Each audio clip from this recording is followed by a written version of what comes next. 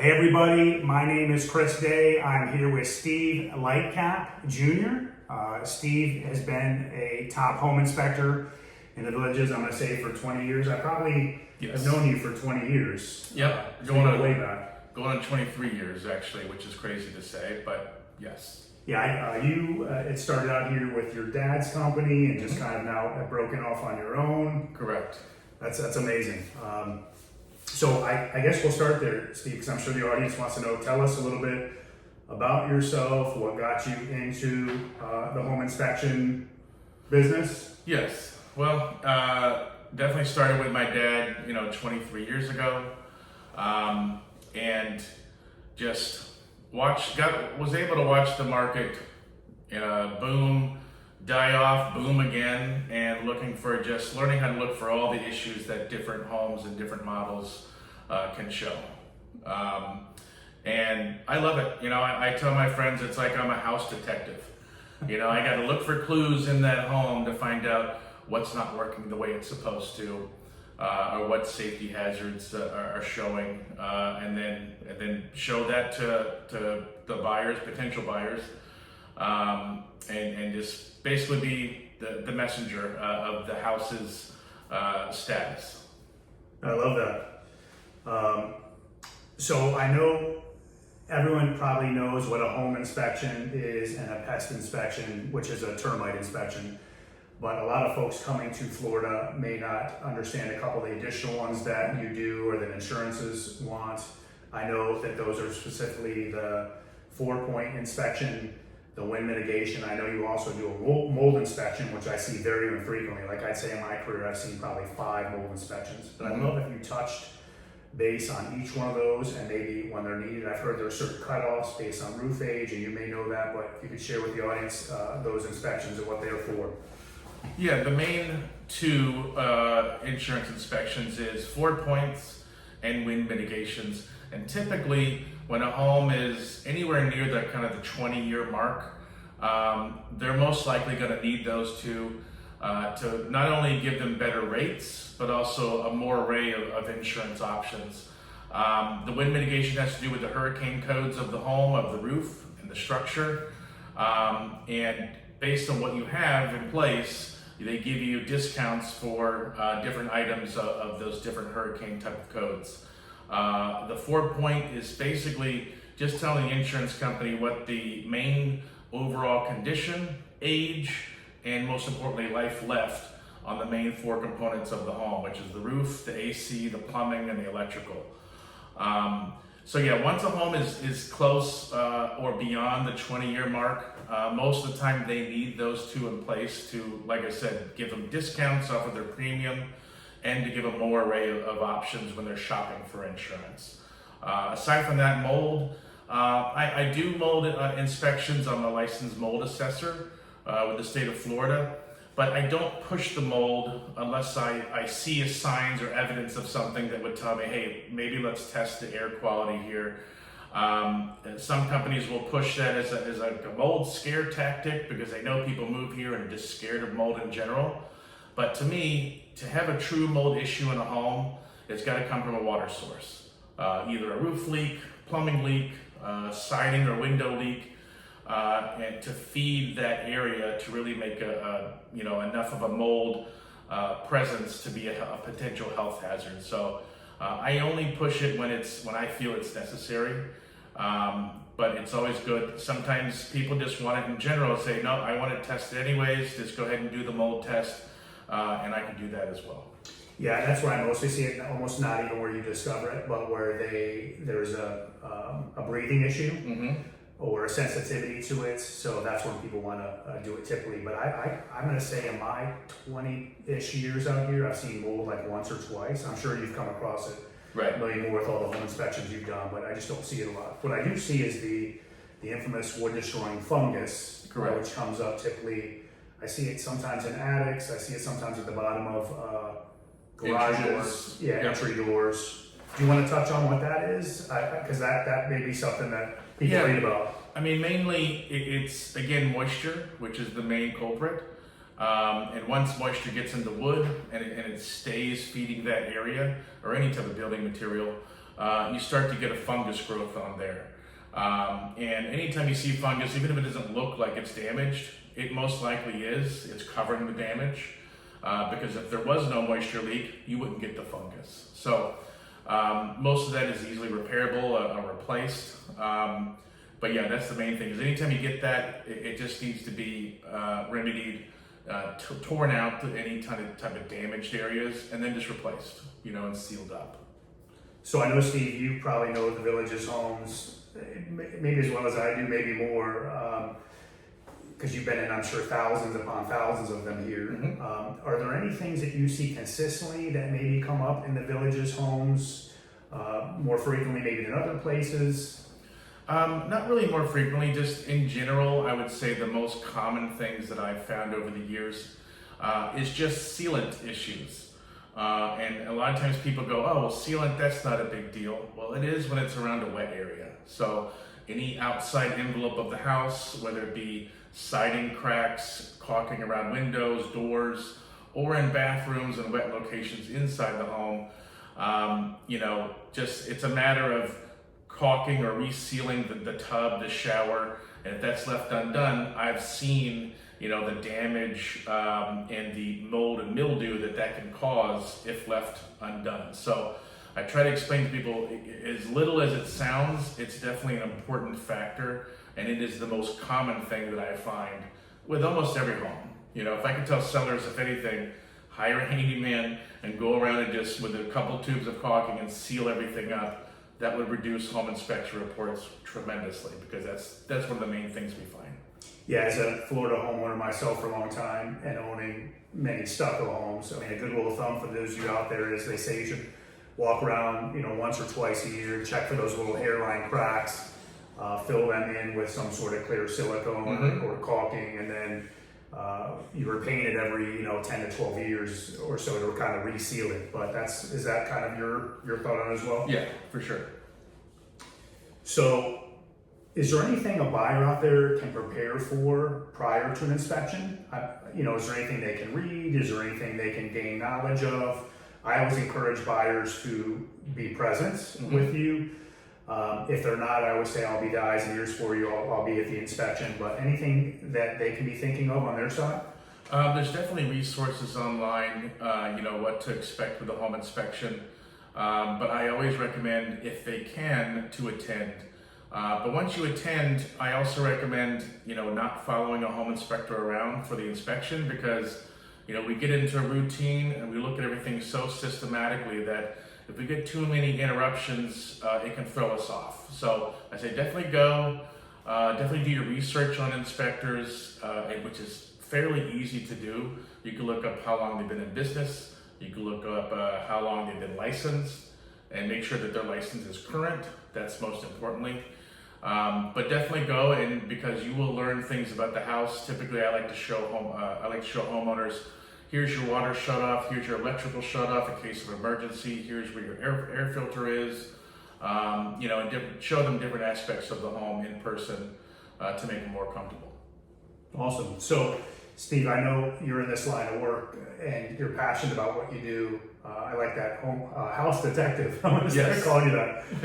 But why is it crucial for a buyer to get a home inspection? I know there's some that say, I know what I'm doing, or I've read enough to know that these homes don't have issues. Blah blah blah. What kind of talk about the pitfalls of not doing one. It's important because regardless of age or the type of structure it is, you always have the potential of something being wrong, especially where you can't see it. So up in the attic, up on the roof, there's different things that can happen that maybe don't have the trained eye to look for, and home inspectors look for it every day. I typically will find insulation issues sometimes up in the attic. I will find manufacturing defects with certain type of shingles, and that way with hiring a professional, that person looks at that stuff all the time, and you can find potential issues even on a couple-year-old home. And it's happened, and I'm sure it'll happen again, where you just find something that you normally wouldn't think you would find on a new home or a newer home, But that's why it's important to hire somebody so that does show up, it gets fixed before you purchase the home, and you're fully informed of the condition of that home. Awesome. So is there anything that comes to your mind? Because I was trying to think back if I've had any inspection doozies in my career. I remember one time that an area wasn't permitted, like an addition. It was going to be like a headache, almost like to get the structural engineers and get it re-permitted. Do I have to tear this out? Right. That deal fell apart. That's the one that comes to my mind. But is there any like doozies that you have seen? It doesn't have to be even a village's home. I'm just curious. I found active termites one time on a 4-year-old block and stucco home, and it's a rarity. But that's why I always say, in addition to even home inspections, it's always good to get a termite inspection as well. But it basically, they came in through the AC lines and started to eat up the platform that the air handler and the water heater sit on, and nobody had an idea of it. Nobody had a clue. And luckily we caught that. We caught it before it went even further, and they were able to fix everything, and everybody was happy.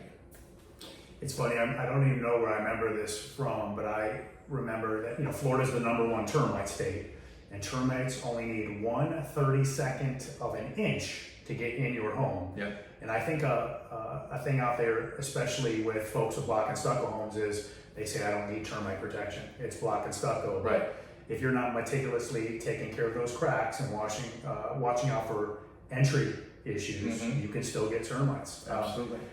Same thing, what we talked about mold. I've seen termites probably 2 or 3 times. One was on a block home. Same thing, it was not maintained, and they let their termite treatment lapse. Right. So Steve, what are some common misconceptions that people have about home inspections? I would say probably the main thing is a lot of people think that everything is going to be fixed, even cosmetic issues. And I feel like they probably think that because they're comparing it to a new home or a warranty inspection. The other common misconception is people always think that it's a pass or a fail. Did I pass? Did I fail? I go, well, there really is no pass or fail. There's either major or minor, and you want the minor stuff, but sometimes you're going to find major too. So that's how I explain it to people. There really is no pass or fail, but there's major or minor issues that we find.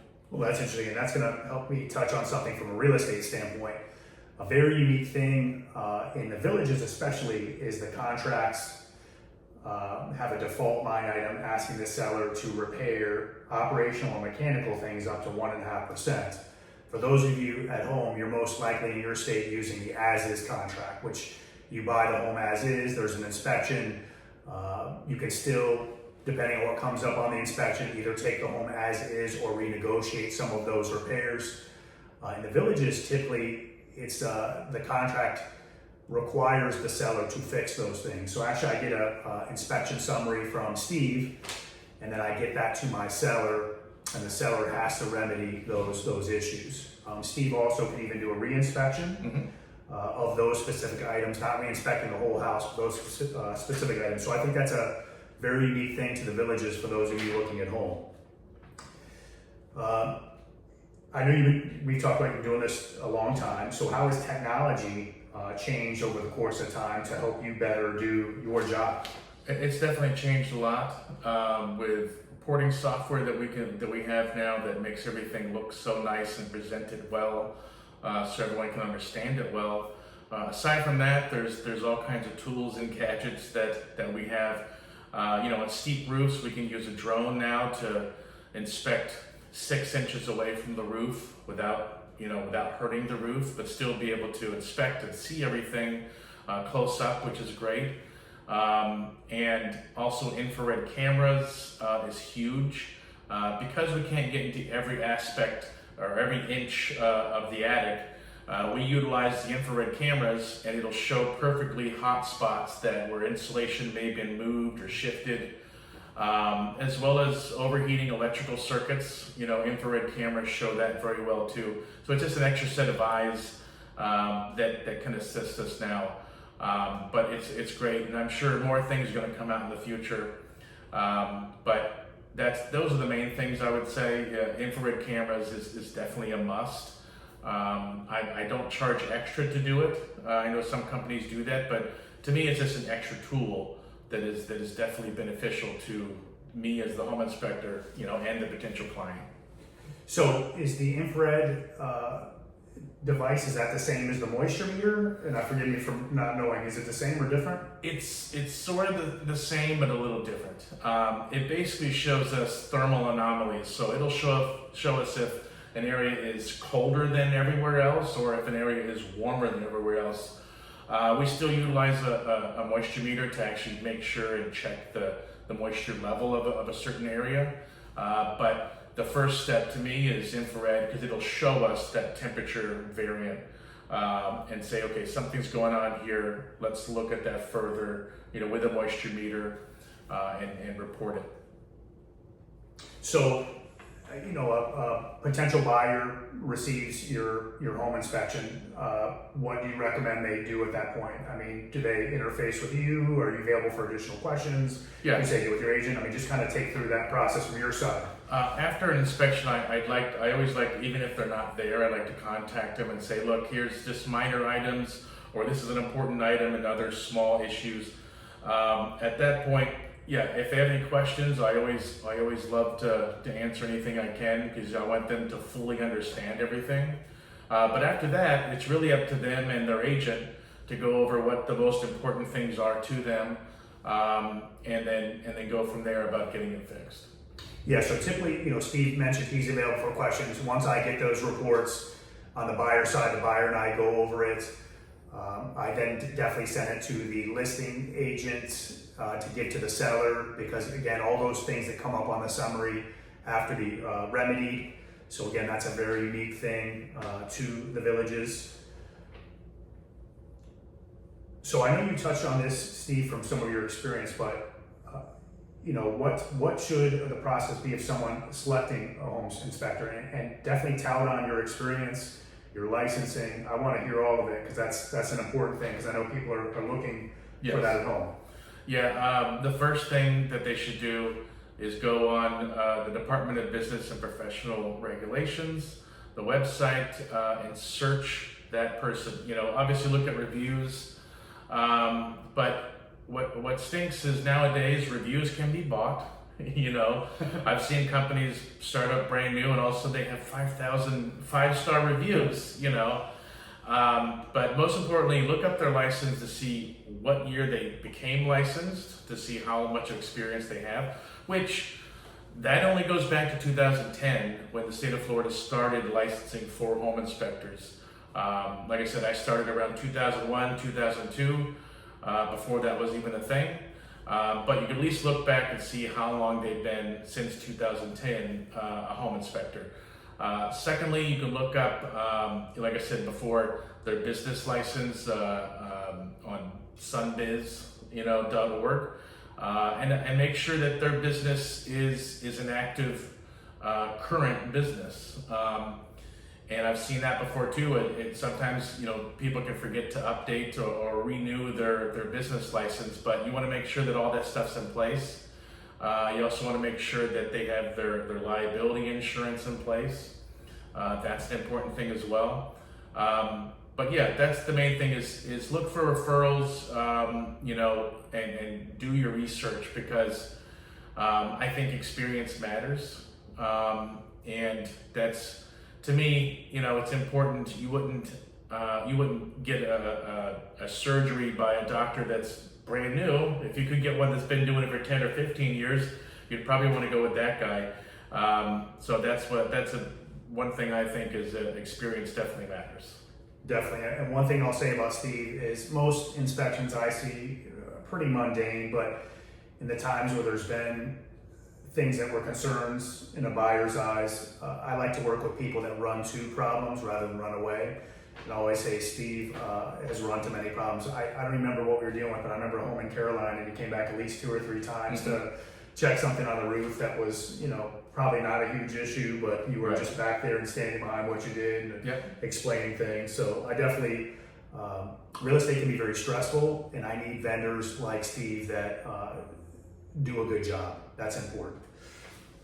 So, Steve, are there any emerging trends or issues in home construction that any buyer should be aware of in today's market? The main trends I would say in construction is sometimes, and I mentioned this a little bit before, some shingle brands can pop up manufacturing defects, and usually it's minor. There have been other times where they've had major defects. So I always say it's definitely important if you're buying a house where the roof has been recently replaced. It's definitely important to make sure you get that manufacturing warranty transferred to your name, just in case anything may pop up down the road, and any warranties for that matter on the main structure of the home. That's the main thing. I see different trends where people get vents cut into their garage doors and different things like that. I would prefer doing that, but aside from that, no, that's the main thing, is just any type of warranty on roofs. You want to make sure that that's transferred over to you. Everything else is just really the same. You get different brands of windows, doors that can have little issues here and there, but everything else is pretty much the same. And that's good information, and it also helps me touch on something that I'll mention. So a neat thing about buying a home in the villages is, as a second owner, you pick up the remainder of the village's 10-year structural warranty. Additionally, the roof shingle warranty can be transferred for a nominal fee as the second owner, not the third. I think it's somewhere around $100 to $125. And the other thing is the ACs now come with a 5-year labor, 10 years parts warranty that's transferable for like $25. So I always make sure when I'm working with a buyer or seller, when it's going to be a second owner situation, I make sure to get those things transferred. The crazy thing is a lot of the agents don't even know that, and they don't work with the buyer or seller to get that done, and then that time period lapses and you can't get it. So it's an important thing. Like you said, experience matters, and I make sure to dot every I and cross every T in my transactions, because I don't want a buyer to come back 6 months or a year later with a problem and go, Chris, you never told me. I mean, knowledge and experience is important. It's everything. So touching on that, I know, and I don't even know what the percentage is. I know there's a percentage of folks that do inspections on new homes. Is that process any different than a pre-owned home? And do you recommend these for a buyer on the new homes, even though they have a pretty heavy warranty? I always recommend it, and it's definitely important because within that 1 year, you're going to get everything fixed essentially. Through the 1 year warranty. It's definitely different than a resale inspection. The only difference is we call that anything and everything. Cosmetic or indifferent. That's on a brand new construction, because they're going to go through and send somebody to touch up everything and make it as close to perfect as you can. So it's definitely essential. I would recommend getting it inspected. Every once in a while I get recommendations to inspect it before they move in, which is fine. But really the main one is right before that 1 year warranty is about to expire. We call it 11-month anniversary inspection, because then you've let the house settle a little bit. You may have some settling issues that will be fixed, but we just call out everything, and then and I know other companies do it too, email those results to the construction warranty department directly with the client, and they're very good. They usually reply back in a couple of days and say, we got it, we're going to start scheduling everything and getting everything fixed. So they do a great job. So you're doing this right before the 1 year, but just to recap for the audience, so the Villages has like I said, a 10-year structural warranty.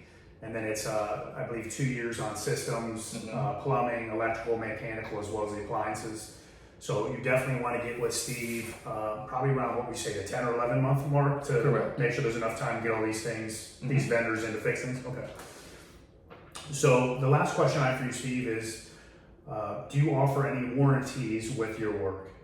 I do not personally, and I know a lot of companies do now, and when they do, most of the time you're dealing with a third party if you have to get anything, make any claims after the fact. But what I do is I definitely stand behind my work. So if somebody was to come and say they have an issue after the fact, I would definitely go by and talk to them and look at it in person and then come to a conclusion whether or not I feel I missed it, which nobody's perfect. Obviously, we can miss things from time to time. Or if it's something that showed up after the fact, which tends to happen a lot. Things, houses are not, and components are not meant to last forever. And sometimes you even get a component that fails prematurely.